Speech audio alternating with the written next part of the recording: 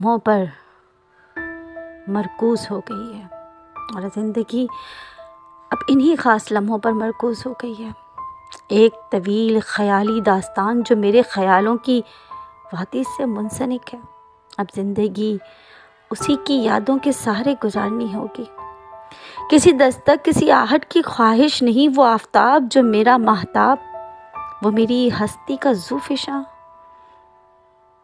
بس خیال و خواب تک ہی میری دسترس میں ہے۔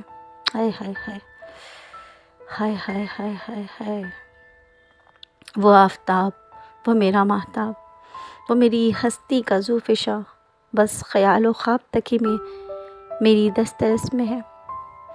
کوئی ہم سے بچھڑے تو ہم دیوانے ہو گئے، مگر یہ حقیقت ہمارے بچھڑنے سے اس کو کوئی فرق نہیں ہوا۔ ہم مسلسل رہے شکستہ دل، اور وہ ٹس سے مس نہ